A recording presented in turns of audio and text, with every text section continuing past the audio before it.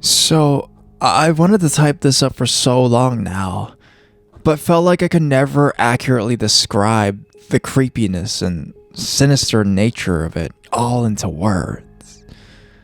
However, I'm going to try. I'm going to include as much detail as possible to really set the scene. It was about 3 years ago, when I was 19. My friend had convinced me to start a modeling career. This was before I had an agency, and so I need to get some pictures taken for my portfolio. I wasn't sure where to start, and I wasn't very safety conscious at the time. My friend suggested a well-known portfolio building website, basically where amateur models sign up and do trade for photos so they can model for free and get pics in return. I signed up, put my profile picture up, and waited for a photographer to contact me at any time. My waiting paid off. I had a message from a photographer, Andy W. I checked out his profile and it seemed legit enough. He had put up a lot of pictures he had taken, and he had a few glowing references from models who worked with him. His messages said that he liked my look and that he would shoot with me. He said he'd pay me $30 and give me a few pictures of my choice. I was broke as fuck and really excited about it.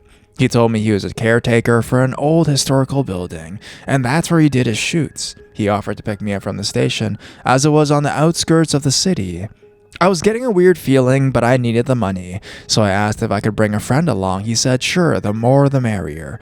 Perhaps I can take photographs of her too. I think he thought I'd be bringing another model type with me. Boy, was he wrong. So he set a date and I asked my friend if she'd be down to accompany me. She was.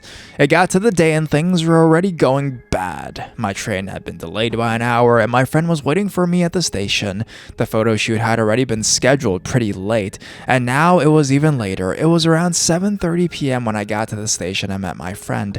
Andy W. had told me that it was at least a half-hour drive to his studio, so it would be super late when we got up and running. So I texted him, we're there, and he says he's across the road parked outside a restaurant. My friend and I walk up to the vehicle and scope him out from afar. We're already getting creepy vibes. He's a white South African guy in his 50s to early 60s, dressed in a gray polo shirt and cargo shorts, kind of overweight, and wearing huge glasses. He has a sinister grin on his face when he sees me, but then he looks to my friend and is visibly annoyed by her. At the time, my friend was pretty heavy.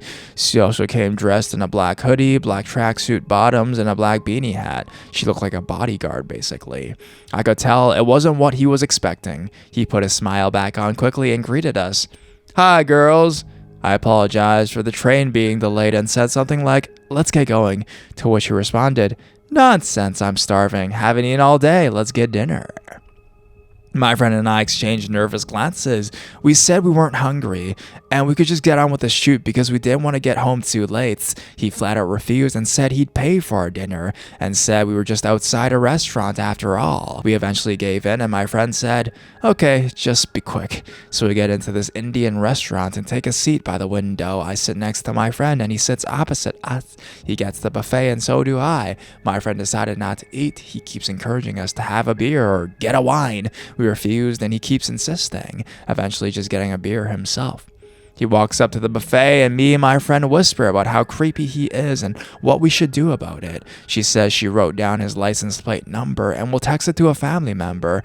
I go up to the buffet and Annie W starts chatting with me as he's dishing up his onion balls. He tells me how he eats out in restaurants every single night because he's single and has no children. I shudder inside. When we go back to the table, it's a very tense and awkward atmosphere. My friend is almost entirely silent, and Annie W is staring at us with a predatory gaze and telling us about wild parties he had in the 80s. He's also telling me about the modeling industry and that my look is perfect and that I'll do great and he can help me out. After the awkward dinner, we finally get to the car. It's now 8:30 now, and I'm worried about being able to get the last train home. Andy W opened up the boot to put my stuff in there, and me and my friend looked at each other in horror when we saw what was in there. A 6-pack of beer and a hammer. Literally nothing else.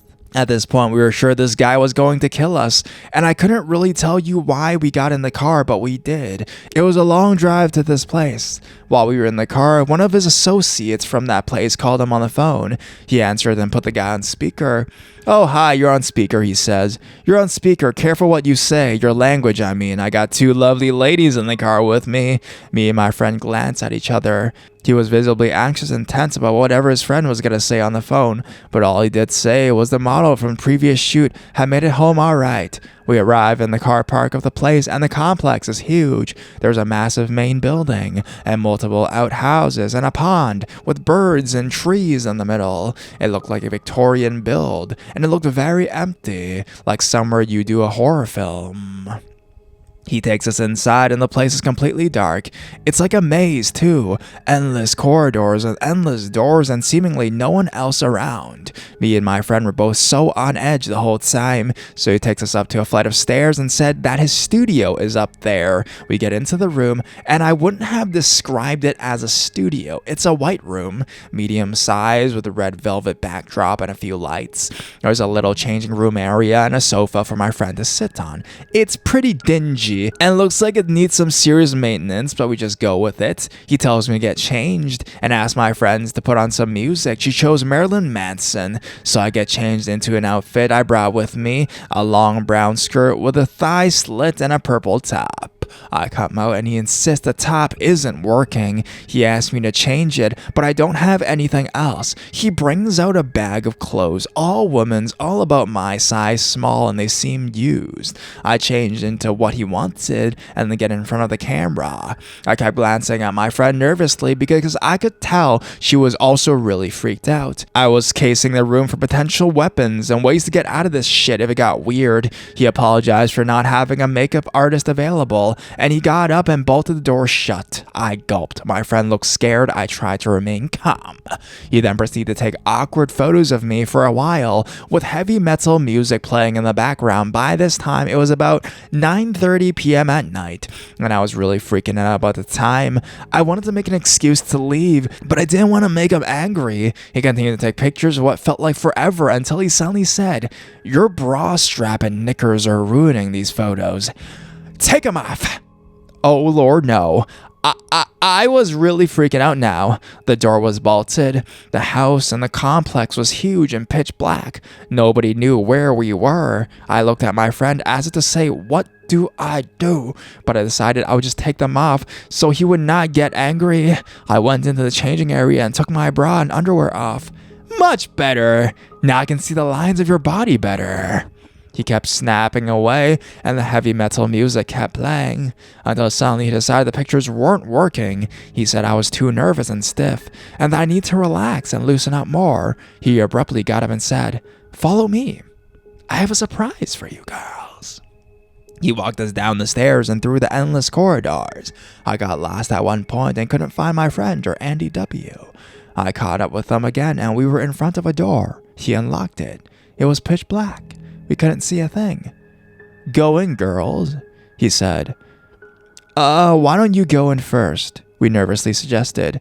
"Nonsense. That would ruin the surprise." At that point, I was sure I was going to die. He switched on the lights. They were multicolored spinning disco lights. We looked around. The wallpaper was colorful. There was a pool of tables, sofas, posters of Elvis and Jimi Hendrix on the door, and there was a bar stocked full of every kind of alcohol imaginable. We were in shock. He said, "This is where the staff would come chill after work." But it didn't seem like anyone had ever had fun in there in their whole lives. It felt fake, like a prop, like something a child would find cool, but that no adult would actually hang out in. He asked if we would like a drink, and we declined. "How about some weed?" he said. He opened a cupboard and pulled out a black garbage bag full to the brim with weed. I'd never seen anything like it in my life. The smell was so strong. For some reason, we decided to smoke a joint. I guess we thought, well, we may as well die high. He said he didn't have a grinder, so my friend sat on the couch grinding it with a nail file or something and trying to roll. The photographer disappeared to sort something out, and me and my friend whispered to each other, wondering what to do and how we got into this situation. It was getting seriously late now, and the night was getting weirder and weirder. When he came back, he told us we'd have to smoke outside. So we went out into this courtyard area. We could see a window with a light on just above us, and Andy W. kept staring at it, looking really tense and anxious. It looked like somebody was moving the curtains. He muttered a girl's name under his breath and said he had to go sort something out. Dude, I swear there's someone up there, I said to my friend, and she agreed. We were both freaked out, certain someone was being held captive. He came back and kept glancing at the window time to time, extremely nervous. We finished the joint and went back to the studio. I can't remember much of what happened next, except we finished up the photo shoot and finally got back into his car. He asked my address and insisted of driving me all the way back home. It would have been like a 2+ hour drive.